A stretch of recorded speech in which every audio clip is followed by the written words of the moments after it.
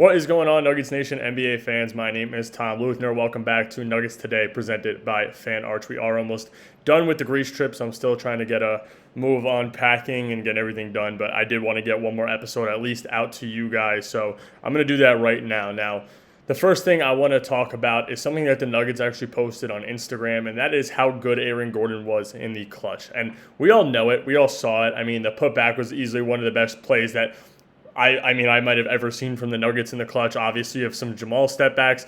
You have some of Jokic's game winners or go-ahead buckets. But he also had a massive three in the playoffs. This is a guy who we all know is a good player and has worked his butt off to be one of the best players in Denver. I guess history, close to it at this point.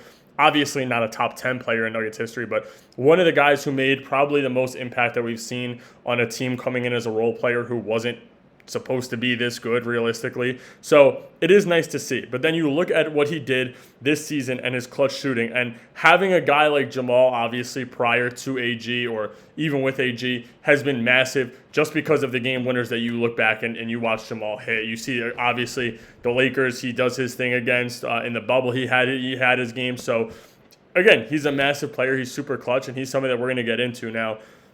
Aaron Gordon in the regular season, his clutch shooting percentages. He shot 52% from the field in clutch shooting moments and 41.7% from three-point line. Now, listen, I know the attempts aren't that high because it's a clutch shooting percentage and you're not going to him every time. It's more of if the ball ends up in his hands, he's going to be the one to take the shot for you. But league average for three-point percentage is 36% this past year. I'm huge on the league average from three-point percentage because having a guy that could shoot over that league average is really massive. But this is a guy who's shooting over that league average in three-point percentage in the clutch moments, which is even bigger. Now, I know the opportunities aren't an insane amount. You're not shooting compared to around 4 or 5 shots per game. But like I said, great percentage in the clutch, and that is in the regular season. Now, the next slide in the post is throughout the playoffs. Now, we know he only had a couple opportunities in the playoffs to take those clutch shots, but from the field, he shot 66.7%, which is higher than his 52% from in the regular season. And from the three-point line, he shot 75% from the three-point line in the clutch moments. Now, I know it's not many shots because they probably don't go to him in the clutch in the playoffs as much, or if they really mean to go to him, but that is a massive number. 75% from the three-point line in clutch moments in the playoffs. What else can you ask for? Especially when you're only going 2 rounds at that. He is a guy who is really that good for Denver, and he's a guy who just wants to get better, who works his behind off. Like I said, he stopped in China. The first thing you see is just him working out. That's the first post, is him in the gym. Met up with Yao Ming, who, listen, may give him pointers, may not give him pointers, but that could be good for him, playing a little bit of a post game here as well. So I think AG is just one of the best players when it comes to just looking at how good he's gotten for Denver. Now, I know that we were talking about clutch and we were talking about Jamal Murray. So this next topic I want to talk about is something that was posted on X, and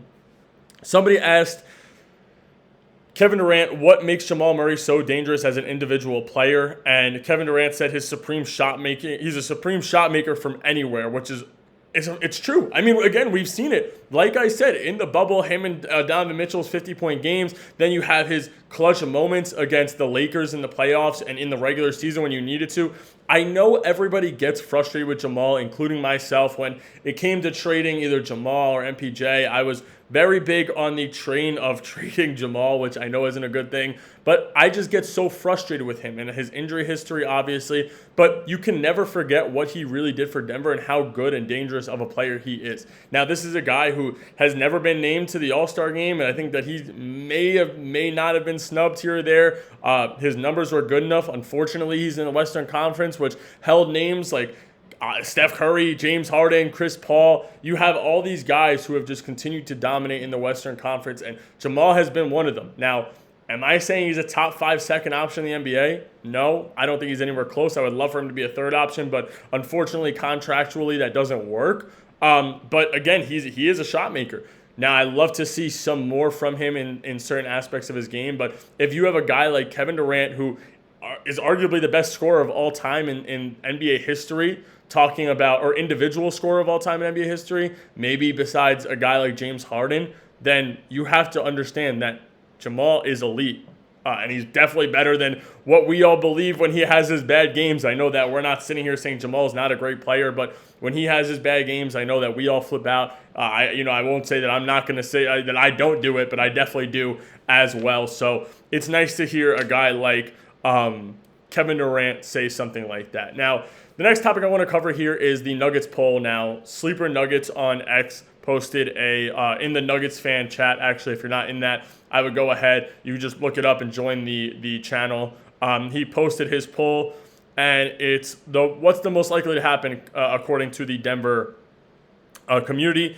And the four polls are Deron Holmes to win Rookie of the Year, Christian Brown All Defensive Team, Jamal Murray to make an All NBA team, and Jokic to win his 4th MVP. Now, I think we've talked about it. I think that this roster is built for Jokic to win another MVP. I think that he got snubbed to one last year. I think that he obviously deserved it. Shea got it because he scored the most points and was on a way better team. I don't think that Shea's MVP had anything to do with how good Shea was. I think it had to do with his team. And I know that he scored 32, 33 points, but when 12 of those points are from free throws a game, I'm not very impressed, to be honest with you.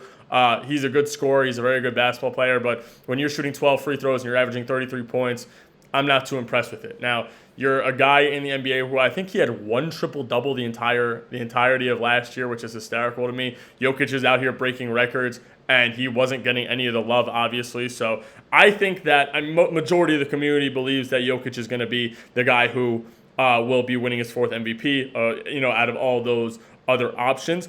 I do think the CB all-defensive team is a good option to go with if you're not going to go with the Jokic MVP. Maybe if it was a Murray all-star, not all-NBA, I'd vote for that. But I went with the Jokic 4th MVP, but I think that the closest second would be CB all-defensive team strictly because there is more offense on this team now, so you will see guys taking that step up and really, helping Jokic out, helping CB out, and allowing CB to be more of an on-ball defender than we really think. Now, this last topic is something that's not technically Nuggets related, but at the same time it is. And there has been a lot of talk about sources saying who the next player to most likely be traded is, and the one name I've been seeing so much is Zion Williamson. Now, I think the Pelicans are decent. I don't think they're great, but I also don't think they're awful. Obviously they added some pretty good names in the free agency and via trade, but I think that if Zion does leave, I think a Western Conference team will go after him, maybe an Eastern Conference team who can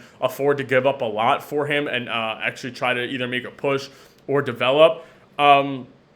But I think a Western Conference team goes after him, and I think that could actually be terrible for the Nuggets because if it is a contender, it just makes them better, and it makes the Western Conference better. So I would pray that an Eastern Conference team goes after him. If, again, this is all speculation. If it does happen, a lot of people are saying that they do think that he will request one, but I don't know. Let's see what happens. He's a guy who's been injury prone, but when he's healthy, he is that good of a player. So I think that in the Western Conference, it would be way harder for the Nuggets to make a push if Zion was on a legitimate contender, strictly because of his athleticism. Somebody brought up the point of him, Jokic throwing him lobs would be one of the most exciting things of all time, but that would most likely mean that AG, CB, Jamal, Val, one of those or two of those guys are gone. So I wouldn't recommend the Nuggets going out and doing that, but at the same time, I wouldn't mind it if it was a small package for him. But let's see what happens at this point. I'm just ready for the season to start. Even the beginning of the season, maybe a few more moves to be made, but we shall see what happens from there. Like I said, that's all I got for you guys, though. That is the last topic I wanted to cover. I will be traveling soon, so there may be a day or two without an episode, but let's see what happens. Thank you guys for checking out the episode. Make sure to hit that like and subscribe button. I will catch you guys very soon. Thank you guys for checking out the video.